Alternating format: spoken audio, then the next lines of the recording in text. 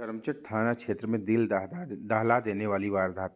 Bike सवार दो युवकों पर हमला, 30 वर्षीय मुंशी पासवान की मौत, एक घायल, आरोपी गिरफ्तार। नमस्कार, कैमरा लाइव में आप सभी लोगों का स्वागत। करमचट थाना क्षेत्र के कुडाड़ी गांव के पास मंगलवार की शाम एक भयावह घटना हुई जिसने पूरे इलाके में दहशत फैला दी है। यहां लाठी और डंडे चाकू से 30 वर्षीय युवक की बेरहमी से हत्या कर दी गई, जबकि एक अन्य युवक गंभीर रूप से घायल हो गया।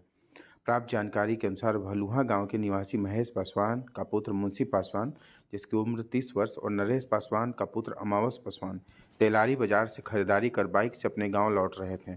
इसी दौरान कुराड़ी गांव के पास सड़क किनारे कुछ लोग खेती का काम कर रहे थे।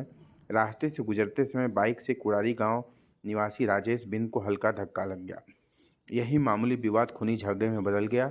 आरोप है कि धक्का लगते ही राजेश बिंद ने फोन कर अपने साथियों को बुला लिया और दोनों युवकों पर लाठी, डंडे और चाकू से हमला शुरू कर दिया। मारपीट में दोनों गंभीर रूप से घायल हो गए। घटना के बाद घायलों ने किसी तरह परिजनों को फोन कर सूचना दी। परिजन पहुंचकर दोनों को घर ले गए।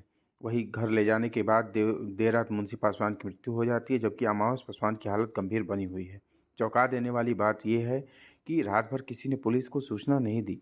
बुधवार सुबह जब पुलिस को जानकारी मिली तो एसडीपीओ मनोरंजन भारती तुरंत टीम के साथ मौके पर पहुंचे। पुलिस ने शव का पंचनामा कर सदर अस्पताल भभुआ में पोस्टमार्टम करवाया और 100 परिजनों को सौंप दिया। मामला क्या? परिजनों के बयान मेरे भाई का मर्डर हो गया है। कैसे? वो लोग बाजार करने गया था, तेलारी बाजार, और बाजार करके आ रहा था। दो भाई था, मेरे चाचा का लड़का था।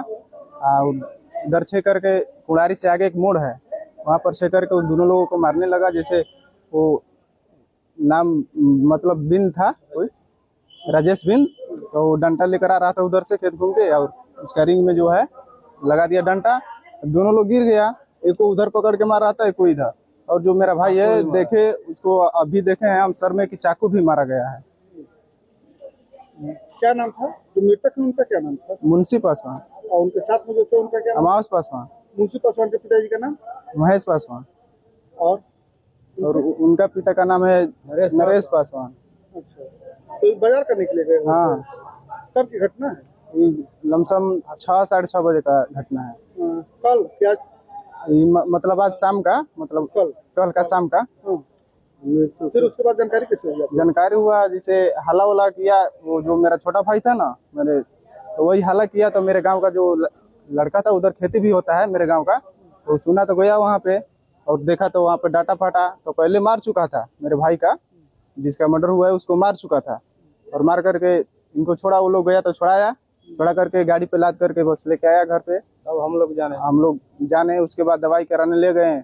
जाते कहाँ ले गए इलाज के लिए? चिनारी ले गए थे। तो वहाँ से डॉक्टर क्या बताया? जाते डेथ कर गया। वहाँ से अस्पताल के लिए इलाज? अचानक सा छाती में दर्द हुआ, बस डेथ कर गया। सूचना आपने पुलिस को दी है? हाँ, पुलिस दी है। उस समय नहीं दी है, सुबह में दिए हैं। आज कल जानकारी नहीं दी है? नहीं, कल तो नहीं दिया। रात का घटना था ना, मतलब उस समय अभी ठीक था, बोल बतिया रहा था। अचानक सा दर्द हुआ, जैसे 2-3 बजे हम लोग वहाँ से लेकर के जो जा रहे थे, बस बीच में डेथ कर गया। क्या नाम हुआ आपका? श्रीकांत कुमार। पिताजी का नाम? रामाशीष पासवान। घर भलुहा। बस यही कहना चाहेंगे कि हमको इंसाफ चाहिए, बस, और क्या कहेंगे।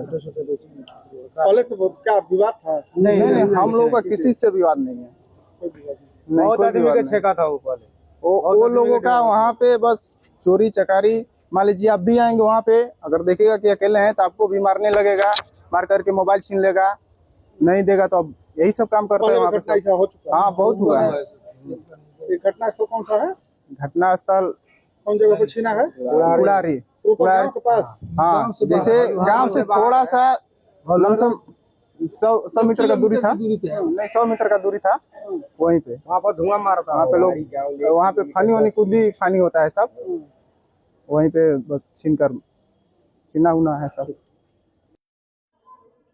ये SHO करमचट को सुबह जानकारी मिली कि रात में एक कुराड़ी गांव है, वहाँ के कुछ लोग वहाँ सड़क के बगल में खेती उती करते हैं, और भलुआ गांव से 2 आदमी कल शाम में बाइक पर आ रहे थे घर अपना काम करके, मुंशी पासवान और अमावस पासवान।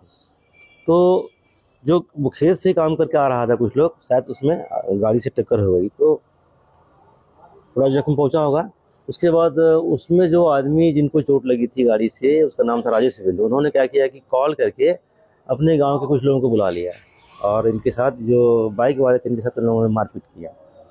तो मारपीट के क्रम में जो पीछे वाला व्यक्ति था उनको चोट लगी यहाँ पर और वो लोग घर चले गए, लेकिन उन लोगों ने क्या किया, किसी भी पक्ष ने थाना को सूचना नहीं दिया। और राजेश जो बाइक पर पीछे बैठा हुआ था, सुबह देर रात इनका निधन हो गया। निधन होने के बाद इन लोगों ने जानकारी दी है थाना को।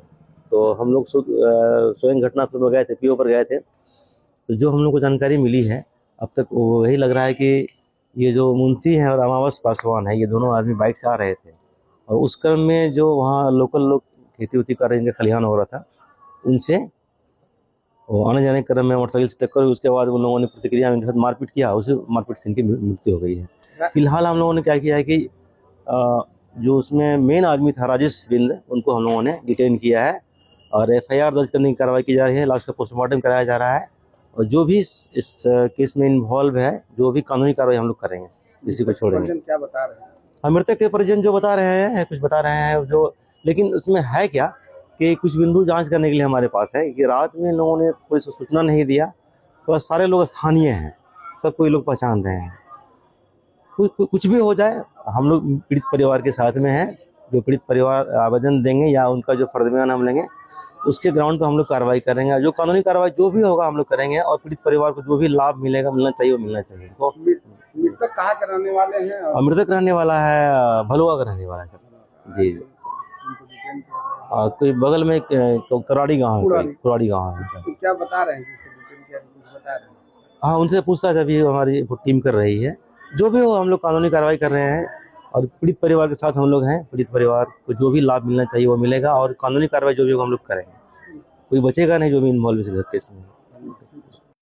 काफी भीड़ लगा हुआ है सदर अस्पताल पर, अभी आप आए हुए हैं, मामला क्या है? मामला यही है कि हमको फोन के माध्यम से पता चला कि एक व्यक्ति की चाकू मारकर हत्या कर दी गई है, जिसकी पोस्टमार्टम सदर अस्पताल में किया जा रहा है। हम तुरंत दौड़े दौड़े यहाँ पर आए और पता चला कि ये मुंशी पासवान जी हैं, जिनकी चाकू मारकर निर्मम हत्या कर दी गई है। ये अपने तेलारी से मार्केटिंग करके अपने गांव लौट रहे थे। इसी बीच कुछ लोग वहां पर इकट्ठा होके, इनके साथ एक और लोग थे। लोग चाकू से, पता चला कि मोटरसाइकिल में पहले डंडा ये लोग लगा के मोटरसाइकिल रोक दिए, उसके बाद चाकू से वार करते हुए इनकी निर्मम हत्या कर दी गई। आए दिन वहां पर पता चला है कि ऐसी घटना वहां पे हो रही है। मैं प्रशासन से मांग करना चाह रहा हूं कि जो तेलारी गांव बाजार से लोग बाजार करके आते हैं, जो बीच में कुराड़ी गांव भी पड़ता है, उसी रास्ते से लोग आ रहे हैं, आए दिन ऐसी घटना हो रही है।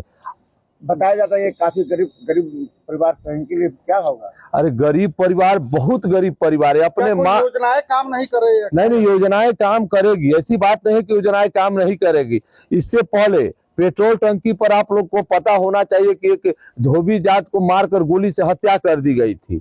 उस समय तो हम बार बार करे, तमाम नेताएं जुटे हुए थे। यहाँ आज मृतक के परिजनों के प्रति क्या कहना चाहेंगे? मृतक के प्रति यही करना चाह रहे हैं कि इसमें देखिए, प्रशासन को भी हम धन्यवाद देंगे।